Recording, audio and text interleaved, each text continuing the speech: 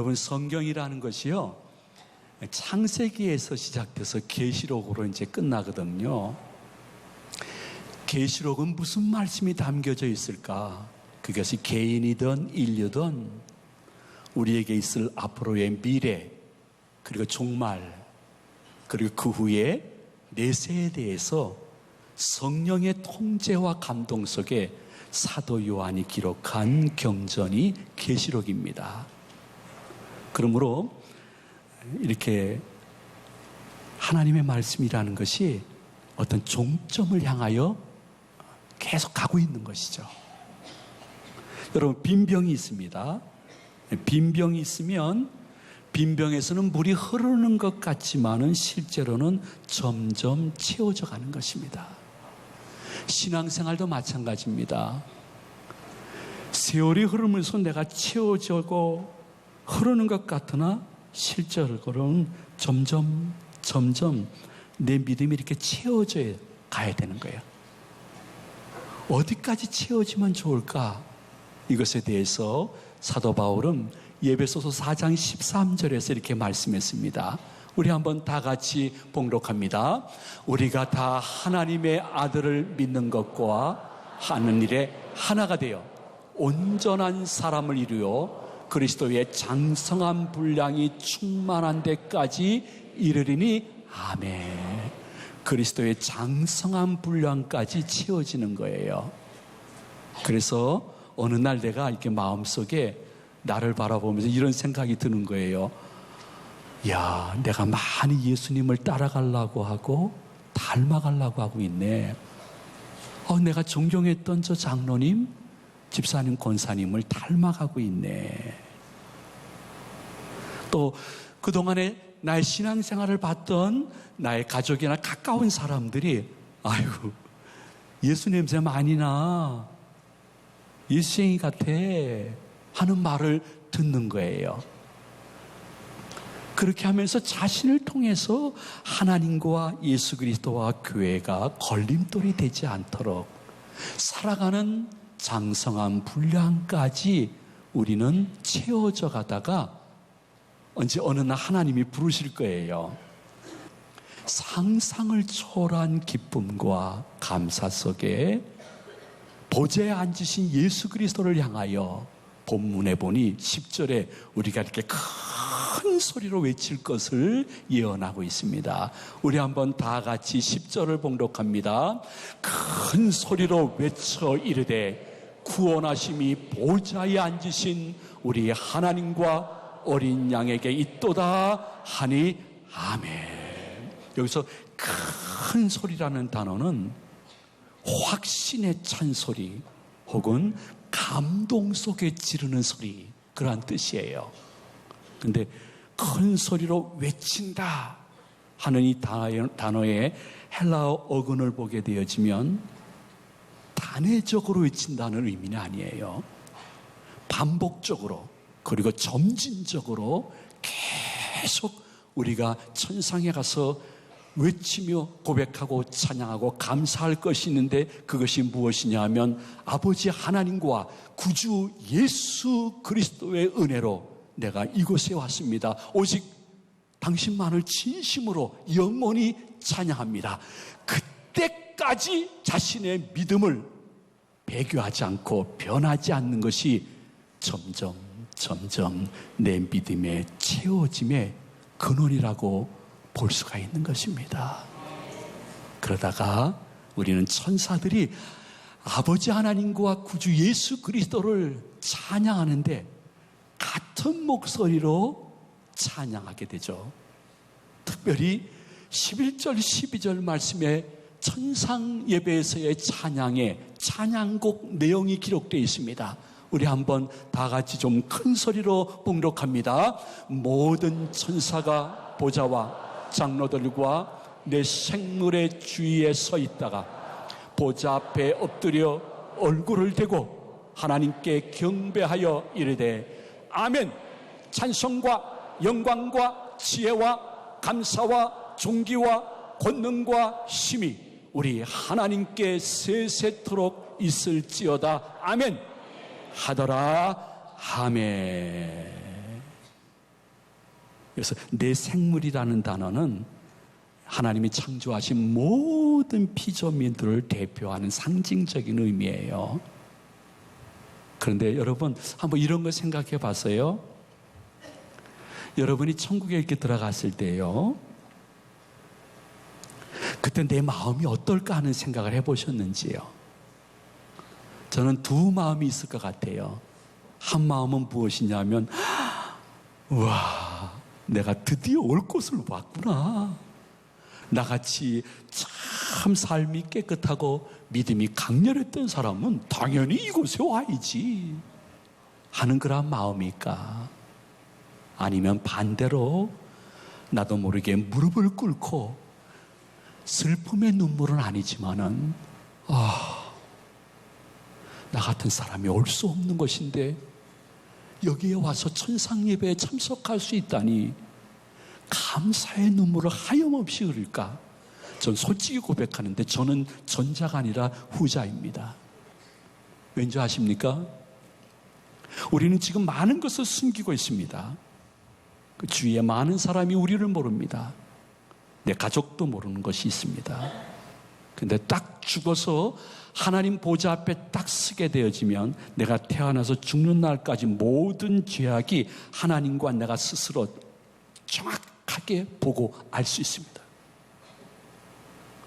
그 순간 무릎을 꿇지 않을 사람은 한 명도 없을 것입니다.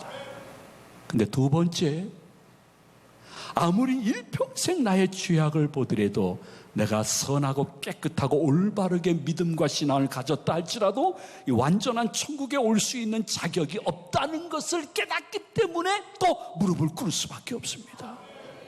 세 번째, 수많은 사람 가운데 내가 뭐길래 창세전부터 하나님이 택하셔서 때가 참에 예수 그리스도를 영접케 하시며 나를 위해서 십자가에서 대속의 죽임을 당하신 그분을 구주로 영접하여 주님의 십자가 보혈로 나 같은 것이 천국에 들어와 있네 하는 것 때문에 무릎 꿇고 황공함 때문에 하염없이 감사의 눈물을 흘릴 것인데, 마치 성경에 보면 진짜 죄 많은 여인이었는데 예수님이 일방적으로 받아주셨어요. 그러자 그것이 너무 고마워서 엄청난 가격의 향유를 예수님 발 앞에 뿌리는 그 여인의 심정으로 우리는 갈보리 십자가, 거기에서 내 짐이 온전히 사해지고 그 은혜로 천국에 왔음을 하염없이 감사하는 그 순간이 있을 것입니다. 저는 오늘 인천 테니스협회에서 주관하는 초등고 테니스대회 시상을 교회에서 하면서 그러한 생각을 해봅니다. 저 학생들, 학부형들, 또 코치님들, 여러분들 운동 열심히 해야 돼요. 그걸 성공해야 되는데 오늘 한 가지는 꼭 기억하세요. 나만 믿고 운동하게 되면 결국에는 운동도 실패할 수 있고 신앙도 실패할 수 있어요. 그런데 바람과 공기가 보이지 않지만 지금 우리 곁에 있거든요. 이 안에도 있거든요. 왜? 내가 숨을 쉬고 에어컨 바람을 의식하니까 보이지 않지만 바람과 공기가 이 안에 존재하는 거예요. 마찬가지로 예수님의 영도 바람과 공기처럼 보이지 않지만 우리와 일평생 임마누엘 함께 하시는 것이에요. 그래서 나 의지하는 것 좋지만은 여러분, 예수님 의지하고 예수님께 기도하고 예수님의 말씀을 시편, 잠언이라고 있거든요. 어렵지가 않아요. 잠언, 시편을 하루에 한 장씩 읽으면서 공부하고 운동하게 되면 더 좋은 결과, 더 좋은 시상, 더 좋은 선수로 성장할 수 있어요. 이유는 딱 한 가지. 예수님은 자신 곁에 오는 사람을 내쫓지 않는 분이에요. 예수님이 자신 곁에 이렇게 믿음으로 오는 사람에게 말씀하시기를 내가 너희를 쉬게 할 거야. 그리고 힘을 줄 거야 말씀을 했습니다. 목사님 쌩구라치시네. 그러면 제가 마태복음 11장 28절을 여러분에게 알려드릴게요. 예수님의 말씀이에요. 우리 한번 다 같이 봉독합니다. 수고하고 무거운 짐진 자들아 다 내게로 오라. 내가 너희를 쉬게 하리라. 아멘. 어차피 누군가 하나 의지하면서 일평생 살아야 돼요. 근데 내 자신은 칠면조처럼 하루에 몇 번씩 마음이 바뀌어서 의지할 수 있는 대상이 안 돼요. 부활하셔서 영으로 바람과 온기처럼 함께 해주시는 예수님과 동행하고 그분을 믿는 것이 결국에는 승리인 줄로 믿으시기를 바랍니다. 아이고 교회 와서 보니까 아이고 학교에서 공부 잘하는 녀석들, 아유 부모님 다 있는 애들, 그리고 보니까 돈도 있는 애들만 있는데 나 같은 것이 될까요? 아니에요. 예수님이 절대로 거짓말하는 분이 아니신데 그분이 요한복음 6장 37절에서 야 너도 와도 돼. 내가 절대로 너 쫓지 않을 거야 말씀하셨는데 우리 한번 다 같이 믿음으로 읽어보도록 하겠습니다. 아버지께서 내게 주시는 자는 다 내게로 올 것이요 내게 오는 자는 내가 결코 내쫓지 아니하리라. 아멘. 목사님은 이 엄마 뱃속에서부터 믿었어요. 예. 그래가지고 목사님 지금 만 65세예요. 그러니까 65년 동안 이 교회 생활해 보니까 무슨 책을 안 보더라도 딱 정리되는 게 지금 있어요. 그게 뭐냐면 신앙이라는 게 간단해요. 3가지예요. 첫째는 예수님께 자주 회개하는 거예요. 교인들 가운데도요, 아이고 우리 장로인들 대표 기도할 때 매주일 회개 기도를 하는데 매주일 하나 하는 분들이 계시는데요. 아니에요. 매주일 해야 이만큼 믿음이라도 유지할 수 있는 거예요. 그래서 하나님께 회개하는 것이 신앙이에요. 그리고 예수님을 철저히 의지하는 게 신앙이에요. 그리고 예수님께 늘 그럼에도 불구하고 감사하는 것이 신앙의 종결이에요. 완성이에요.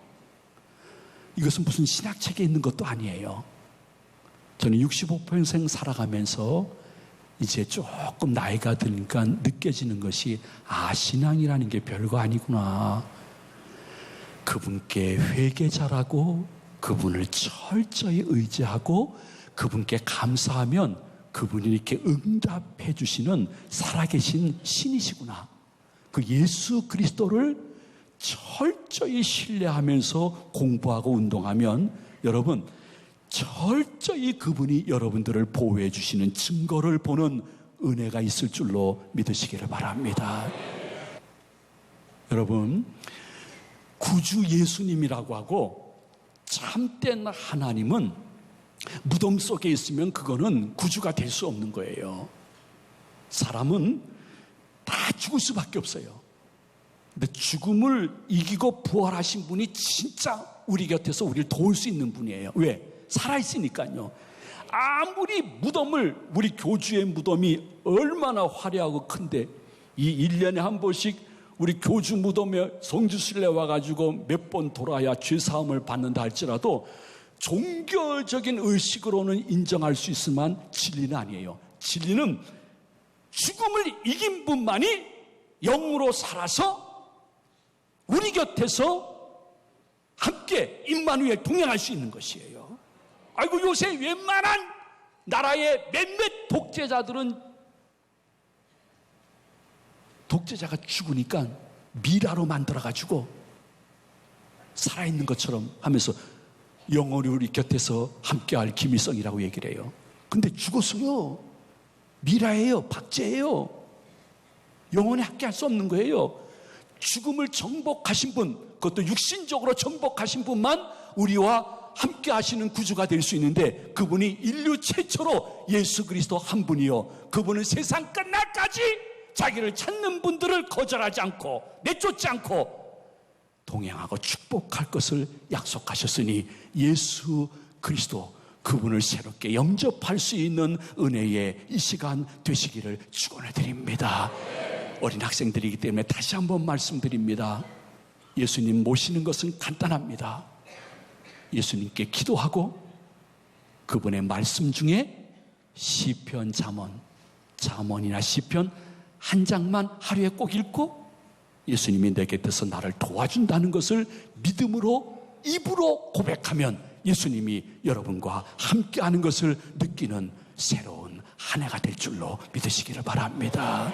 물론 여러분들이 성장해 나갈 때에 늘 그렇게 성공만 있지는 않습니다. 예수님 믿는다고 해서 아픔과 고난과 실패와 좌절에서 면제됐다, 저는 그렇게 생각하지 않습니다. 예수님 믿는 사람도 너무 힘들고 고난당하는 때가 있습니다. 그리고 다시 일어나기 싫지, 자살하고 싶은 마음도 있을 때가 있습니다. 근데 예수님 믿으면 무슨 마음이 생기냐 하면, 너무 힘들 때 또 뭐 하나를 더 하려고 애쓰지 않고 내가 소중히 여기는 것을 하나 포기하게 되어지면 일보 후퇴 같은데 이보 전진이 있는 거예요. 여러분 잘 들어봐요. 저분이 아멘이 크게 하니까 겁나고 이상하죠? 교회가 원래 그런 데예요. 예. 여러분 그 연극장이나 이렇게 하나 딱 가면 얼쑤 하듯이 교회에서는 아멘 하는 거예요. 그렇게 이해하시면 돼요. 내가 뭘 설교하고 있었죠? 근데 어쨌든 여러분 이렇게 실패를 하면요, 사람이 뭘 더 해가지고 내가 극복하리라, 그거보다는요, 예수님 잘 믿으면 좋아, 내 자존심 구기더라도 내가 요거 하나 포기하고 주님께 더 가까이 가리라 하면 더 좋은 결과가 있는 거예요. 목사님은 생긴 것이 지적으로 생겼지만 공부를 지지도 못했어요. 그 증인들이 구름처럼 있어요. 내가 이 교회에서 태어났거든요. 예. 근데 이제 돌아가신 원로 목사님이 젊은 목사 하나를 후임으로 세워야 되겠는데 저 건영이가 괜찮겠다 해가지고 저보러 옛날 한 30년 전에 유학을 가라는 거예요. 나는 내 평생 유학은 꿈꾼 적은 0.1초도 없어요. 기도 1초도 해본 적이 없어요. 저는 그냥 공부를 너무 못하기 때문에 목사님 나 못 가겠어요. 영어를 한마디도 못하는데 어떻게 가요? 괜찮아, 그냥 가봐, 내가 다 준비해놨으니까. 그래 갔어요. 갔는데 한국말로 강의할 줄 알았더니 영어로 하는 거예요. 너무 힘들었어요. 한 학기 6개월이 지났어요. 귀가 있는데 못 듣고 입이 있는데 말 못하는 것은 지옥이에요. 그래서 4과목이 끝나고 4과목 성적이 나왔어요. 그건 제가 죽을 때까지 얘기할 수가 없어요. 내 아내는 알아요. 내 아내는. 네. 근데 그러면서 한 학기가 끝날 때마다 새벽 기도 가서 기도를 했어요. 하나님, 나 공부를 못하는 놈을 여기 왜 데리고 왔어요? 제가 여기서 공부를 계속해야 돼요? 난 그거 아니라고 생각해요. 공부하는 사람들은 따로 있어요. 저는 왜 목회하겠다는데 여기 데리고 오셨어요? 계속 질문을 드렸어요. 그러니까 성령님이 그렇게 말씀한 것은 아니에요. 제 마음속에 이런 마음을 주는 거예요. 너 하나 포기해. 내가 너 여기 데리고 온 이유가 있어. 뭘 포기해요? 그러니까 영어도 못하고 공부도 못하는 놈이 공부 잘하는 사람이 있는 이 리폼드 신학교에 네가 왜 있어? 한 학기 끝나면 가서 A, B, C, D 가르쳐주는 어학원으로 가. 그러는 거예요. 이건 치욕이고 죽음이에요. 유학 세계는 공부를 잘하고 영어를 잘해야 대빵이에요. 아무리 나이가 많아도 공부를 못하고 영어를 못하면 항상 비난받는 대상이 되는 거예요. 왜 와가지고 우리 학교 질을 저렇게 낮추건, 한국 학생들의 질을 낮추고 있다 말을 들을 수 있는 것인데 6개월 잘 포장을 했는데 난 그 말씀을 아멘 받고 포기했어요. 그래서 휴학계를 했어요. 그리고 근처에 어학원이 없어가지고 저 미시시피 해리스버그라고 160km를 달려가면 어학원이 작은 거 하나 있었는데 거기를 다니기 시작했어요. 왕복 320km. 매일 이른 새벽에 일어나서 160km를 달려가면서 차 안에서 기도하고 새벽 기도하고 찬양하고 단어 암기하고 수고 암기하면서 거기를 6개월 10일을 왔다 갔다 했어요. 거의 미친놈이었어요. 그 과정 속에 많은 한국 학생들과 거기에 있는 한인들이 저 이건영이가 공부도 못하는 게 리폼도 왔었구나. 어학원 다니고 있대. 실력이 다 뽀록났어요. 그러니까 뭐 별로 평가가 더 전화되었고 말았어요. 그러다가 공부도 못하는 것이 여기 온 이유는 무엇일까 하더니 말이 점점 퍼져가지고 여기에 한인교회 개척하려고 왔대. 소문이 퍼졌어요. 나는 끝나고 제 얘기 오도록 당회에서 약속한 건데 거짓말이라고 아무리 얘기해도, 이거 소송이라고 아무리 얘기해도 한 번 소문이 나면 그거는 벗겨지지 않는 거예요. 제가 귀국하기 1개월 전까지 벗겨지지 않았어요. 그래서 저는 공부도 못하는 놈이 왔다. 아니 이 한인이 몇십 명도 안 되는 여기에 또 교회 하나를 개척하려고 오는 나쁜 목사가 왔다. 기타 말할 수 없는 등등등등으로 저는 완전히 그 세계에서 추락해서 왕따 중에 왕따였어요. 저는 왕따 되는 것은 괜찮은데 우리 아내와 자식까지 왕따 되는 것은 가끔 분노가 치올랐어요. 그러나 제가 혀를 깨물면서 좋아, 자존심 포기하고 나 기초부터 다시 배운다 해가지고 6개월 만에 다시 복학을 하려는데 영어 실력이 많이 늘은 것 같지만 안 늘었어요. 지금도 똑같아요. 네, 평생 잊지 못할 하나님의 은혜를 받았어요. 무엇이냐 하면 인생의 막장이나 교인들이든 그 누구든지 실패하고 어려운 분들을 넉넉히 이해하고 그분을 무시하지 않고 그분과 같이 낮아질 수 있는 은혜를 제가 그 6개월을 통해서 받은 줄로 믿으시기를 바랍니다. 우리 교회 교인들에게 물어봐요. 제가 교만한 사람일까? 아니면 낮은 자와 함께하는 길을 좋아하시는 분일까? 저는 그 훈련을 받기 전까지는 저는 어디서든지 A급이었어요. 저희 증조 할머니는 우리나라 최초 여자 선교사님이었어요. 멋진 기독교 가문이에요. 저희 할아버님은 목사님이었고 총회장님이었어요. 저희 아버님은 경기도 인천을 교육을 대표하는 분이었어요. 그리고 우리 온 가족에 단 한 명도 예수 밖에 나가신 분이었고 좋은 지위를 갖고 있는 분들이 많았어요.